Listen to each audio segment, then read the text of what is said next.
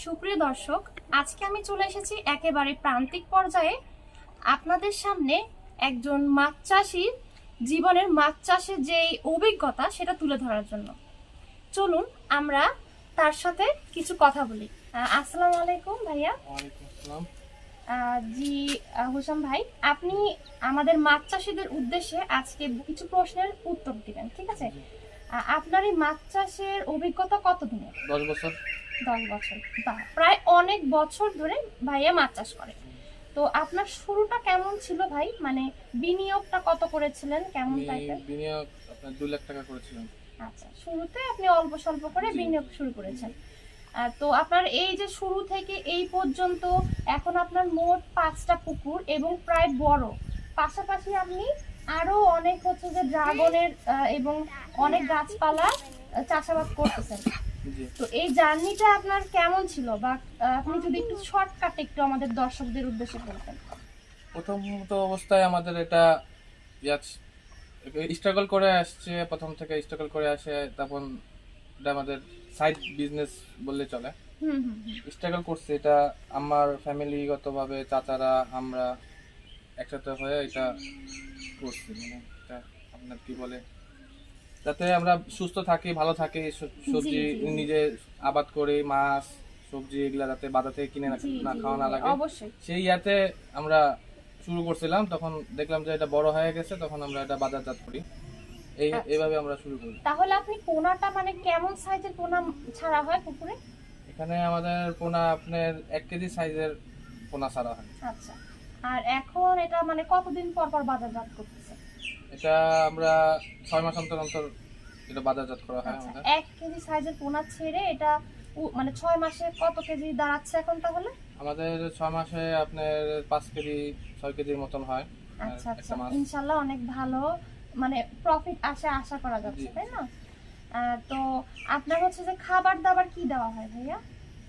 এখানে খাবার ফিড দেওয়া হয়, ভাসমান। ভাসমান ডুবন্ত আপনার যে মাইশা, হ্যাঁ, মাইশা যে ফিডটা আছে। বায়োগ্রিন ফিডটা হ্যাঁ, আছে, হ্যাঁ। এটা খাওয়ানো হচ্ছে। জি। আচ্ছা, আর মাছের যে মাসিক যে পরিচর্যা, হুম। সেই ক্ষেত্রে কি কি করেন? এখানে আমরা চুন? চুন দেওয়া হয়, তারপরে লবণ, তারপরে আপনার যদি উকুন হয় তো উকুনাশক ওষুধ দেওয়া হয়, জি তারপরে জি, অ্যাডাটর যদি যখন তাপমাত্রা অক্সিজেনের যদি সমস্যা দেখা ফল্ট দেয়, হয়। তখন আমরা অক্সিজেনের জন্য অ্যাডাটরটা ব্যবহার করি।